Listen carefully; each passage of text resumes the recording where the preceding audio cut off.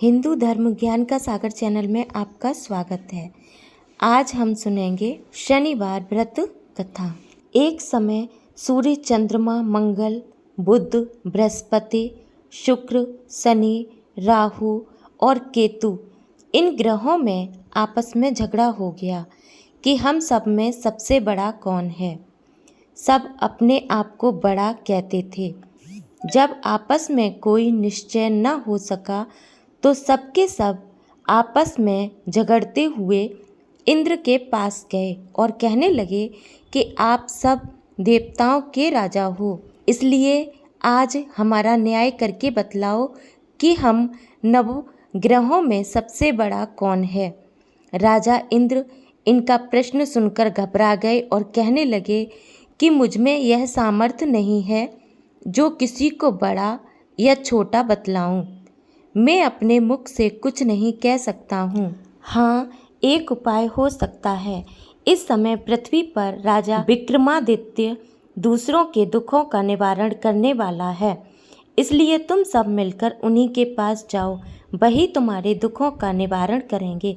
ऐसा वचन सुनकर सभागृह देवता चलकर भूलोक में राजा विक्रमादित्य की सभा में जाकर उपस्थित हुए और अपना प्रश्न राजा के सामने रखा। राजा उनकी बात सुनकर बड़ी चिंता में पड़ गए कि मैं अपने मुख से किसको बड़ा और किसको छोटा बतलाऊं। जिसको छोटा बतलाऊंगा वही क्रोध करेगा।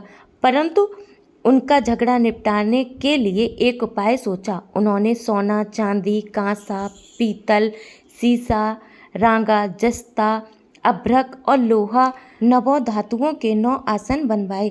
सब आसनों को क्रम से जैसे सोना सबसे पहले और लोहा सबसे पीछे बिछाए गए।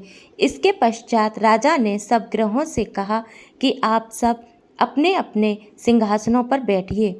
जिसका आसन सबसे आगे वह सबसे बड़े और जिसका आसन सबसे पीछे वह सबसे छोटा जानिए, क्योंकि लोहा सबसे पीछे था और वह शनिदेव का आसन था। इसलिए शनिदेव ने समझ लिया कि राजा ने मुझको सबसे छोटा बना दिया है। इस पर शनि को बड़ा क्रोध आया और कहा कि राजा, तू मेरे पराक्रम को नहीं जानता। सूर्य एक राशि पर 1 महीना, चंद्रमा 2.25 महीना, 2 दिन, मंगल 1.5 महीना, बृहस्पति 13 महीने, बुध और शुक्र 1 महीने, परंतु मैं एक राशि पर 2.5 अथवा 7.5 साल तक रहता हूँ। बड़े बड़े देवताओं को भी मैंने भीषण दुख दिया है। राजन सुनो, राम जी को 7.5 आई और वनवास हो गया और रावण पर आई तो राम और लक्ष्मण ने सेना लेकर लंका पर चढ़ाई कर दी, रावण के कुल का नाश कर दिया। हे राजा, अब तुम सावधान रहना। राजा कहने लगा, जो कुछ भाग्य में होगा देखा जाएगा। उसके बाद अन्य ग्रह तो प्रसन्नता के साथ चले गए, परंतु शनिदेव बड़े क्रोध के साथ वहां से सिधारे। कुछ काल व्यतीत हो जाने पर जब राजा को 7.5 की दशा आई तो शनिदेव घोड़ों के सौदागर बनकर अनेक सुंदर घोड़ों के सहित राजा की राजधानी में आए। जब राजा ने सौदागर के आने की खबर सुनी तो अश्वपाल को अच्छे अच्छे घोड़े खरीदने की आज्ञा दी। अश्वपाल ऐसी अच्छी नस्ल के घोड़े देखकर और उनका मूल्य सुनकर चकित हो गया और तुरंत ही राजा को खबर दी। राजा उन घोड़ों को देखकर एक अच्छा सा घोड़ा चुनकर सवारी के लिए चढ़े। राजा के घोड़े की पीठ पर चढ़ते ही घोड़ा जोर से भागा। घोड़ा बहुत दूर एक बड़े जंगल में जाकर राजा को छोड़कर अंतर्ध्यान हो गया। इसके बाद राजा अकेले जंगल में भटकते फिरते रहे।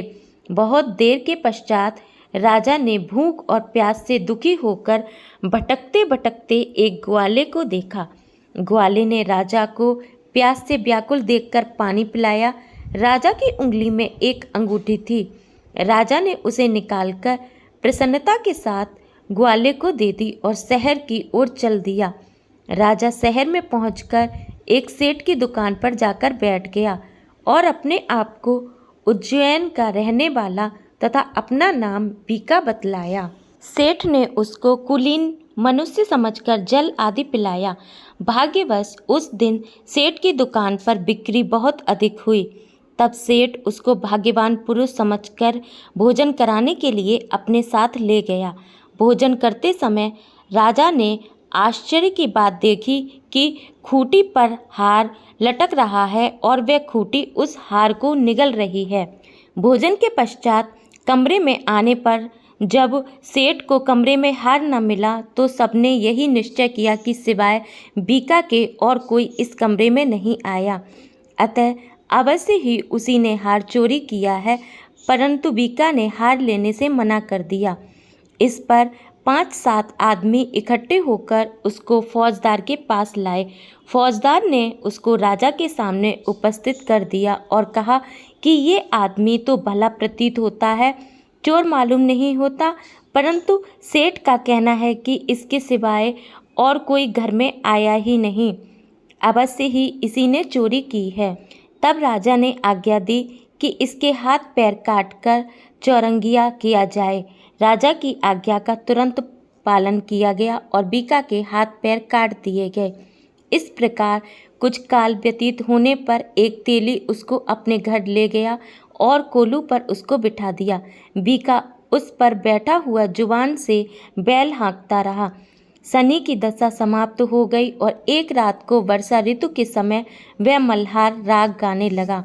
उसका गाना सुनकर उस शहर के राजा की कन्या उस राग पर मोहित हो गई और दासी को खबर लेने को भेजा कि शहर में कौन गा रहा है। दासी सारे शहर में फिरती फिरती क्या देखती है कि तेली के घर में चौरंगिया राग गा रहा है।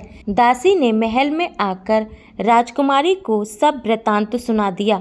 बस उसी क्षण राजकुमारी ने अपने मन में यह प्रण कर लिया, चाहे कुछ हो मैं इस चौरंगिया के साथ विवाह करूंगी।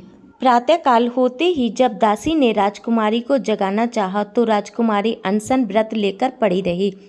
तब दासी ने रानी के पास जाकर राजकुमारी के न उठने का वृतांत कहा। रानी ने तुरंत ही वहां पर आकर राजकुमारी को जगाया और उसके दुख का कारण पूछा तो राजकुमारी ने कहा कि माताजी, मैंने यह प्रण कर लिया है कि तेली के घर में जो चौरंगिया है उसी के साथ विवाह करूंगी। माता ने कहा, पगली, यह क्या बात कह रही है? तेरा विवाह किसी देश के राजा के साथ किया जाएगा। कन्या कहने लगी कि माताजी, मैं अपना प्रण कभी नहीं तोड़ूंगी। माता ने चिंतित होकर यह बात राजा को बताई। जब महाराज ने भी आकर यह समझाया कि मैं अभी देश देशांतर में अपने दूत भेजकर सुयोग्य, रूपवान एवं बड़े से बड़े गुणी राजकुमार के साथ तुम्हारा विवाह करूंगा, ऐसी बात तुमको कभी नहीं विचारनी चाहिए। कन्या ने कहा, पिताजी, मैं अपने प्राण त्याग दूंगी परंतु दूसरे से विवाह नहीं करूंगी। इतना सुनकर राजा ने क्रोध से कहा, यदि तेरे भाग्य में ऐसा ही लिखा है तो मैं जैसी तेरी इच्छा हो वैसा ही कर। राजा ने तेली को बुलाकर कहा कि तेरे घर में जो चौरंगिया है उसके साथ मैं अपनी कन्या का विवाह करना चाहता हूँ। तेली ने कहा कि यह कैसे हो सकता है? कहाँ आप हमारे राजा और कहाँ मैं एक नीच तेली। परंतु राजा ने कहा कि भाग्य लिखे को कोई टाल नहीं सकता, अपने घर जाकर विवाह की तैयारी करो। राजा ने उसी समय तोरण और बंधनवार लगवाकर अपनी राजकुमारी का विवाह चौरंगिया बना विक्रमादित्य के साथ कर दिया। रात्रि को जब विक्रमादित्य और राजकुमारी महल में सोए तो आधी रात के समय शनिदेव ने विक्रमादित्य को स्वप्न दिया कि राजा, कहो मुझको छोटा बतलाकर तुमने कितना दुख उठाया। राजा ने क्षमा मांगी। शनिदेव ने प्रसन्न होकर विक्रमादित्य को हाथ पैर दिए। तब राजा ने कहा, महाराज, मेरी प्रार्थना स्वीकार करें कि जैसा दुख आपने मुझे सौंप दिया है ऐसा और किसी को न दें। शनिदेव ने कहा कि तुम्हारी यह प्रार्थना स्वीकार है। जो मनुष्य मेरी कथा सुनेगा या कहेगा उसको मेरी दशा में कभी किसी प्रकार का दुख नहीं होगा और जो नित्य ही मेरा ध्यान करेगा या चींटियों को आटा डालेगा उसके सब मनोरथ पूर्ण होंगे। इतना कहकर शनिदेव अपने धाम को चले गए। राजकुमारी की आंख खुली और उसने राजा के हाथ पांव सही सलामत देखे तो आश्चर्य को प्राप्त हुई। उसको देखकर राजा ने अपना समस्त हाल कहा कि मैं उज्जैन का राजा विक्रमादित्य हूँ। यह बात सुनकर राजकुमारी अत्यंत प्रसन्न हुई। प्रातःकाल राजकुमारी से उसकी सखियों ने पूछा तो उसने अपने पति का समस्त वृतांत कह सुनाया। तब सबने प्रसन्नता प्रकट की और कहा कि ईश्वर ने आपकी मनोकामना पूर्ण कर दी। जब उस सेठ ने यह बात सुनी तो वह विक्रमादित्य के पास आया। राजा विक्रमादित्य के पैरों पर गिरकर क्षमा मांगने लगा कि आप पर मैंने चोरी का झूठा दोष लगाया, अतः आप मुझको जो चाहे दंड दें। राजा ने कहा, मुझ पर शनिदेव का कोप था, इसी कारण यह सब दुख मुझको प्राप्त हुआ। इसमें तुम्हारा कोई दोष नहीं, तुम अपने घर जाकर अपना कार्य करो। सेठ बोला कि मुझे तभी शांति होगी जब आप मेरे घर चलकर प्रीतिपूर्वक भोजन करोगे। राजा ने कहा कि जैसी आपकी मर्जी हो वैसा ही करें। सेठ ने अपने घर जाकर अनेक प्रकार के सुंदर भोजन बनवाए और राजा विक्रमादित्य को प्रीति भोज दिया। जिस समय विक्रमादित्य भोजन कर रहे थे, एक अत्यंत आश्चर्य की बात सबको दिखाई दी कि जो खूंटी पहले हार निगल गई थी वह अब हार उगल रही है। जब भोजन समाप्त हो गया तो सेठ ने हाथ जोड़कर बहुत सी मोहरें राजा को भेंट की और कहा कि मेरे श्री कबर नामक एक कन्या है, उसका पाणी ग्रहण आप करें। इसके बाद सेठ ने अपनी कन्या का विवाह राजा के साथ कर दिया और बहुत सा दान दहेज आदि दिया। इस प्रकार कुछ दिनों तक वहाँ निवास करने के पश्चात विक्रमादित्य ने शहर के राजा से कहा कि अब मेरी उज्जैन जाने की इच्छा है। फिर कुछ दिन के बाद विदा लेकर राजकुमारी मन भावनी सेठ की कन्या श्री कबरी तथा दोनों जगह के दहेज में प्राप्त अनेक दास दासी रथ और पालकियों सहित विक्रमादित्य उज्जैन की तरफ चले। जब शहर के निकट पहुँचे और पुरवासियों ने राजा के आने का संवाद सुना तो समस्त उज्जैन की प्रजा अगवानी के लिए आगे आई। तब बड़ी प्रसन्नता से राजा अपने महल में पधारे। सारे शहर में बड़ा भारी महोत्सव मनाया गया और रात्रि को दीपमाला की गई। दूसरे दिन राजा ने शहर में यह सूचना कराई कि शनि देवता सब ग्रहों में सर्वोपरि हैं। मैंने इनको छोटा बतलाया, इसी से मुझको यह दुख प्राप्त हुआ। इस कारण सारे शहर में सदा शनिदेव की पूजा और कथा होने लगी। राजा और प्रजा अनेक प्रकार के सुख भोगती रही। जो कोई शनिदेव की इस कथा को पढ़ता या सुनता है, शनिदेव की कृपा से उसके सब दुख दूर हो जाते हैं। शनिदेव की कथा को व्रत के दिन अवश्य पढ़ना चाहिए।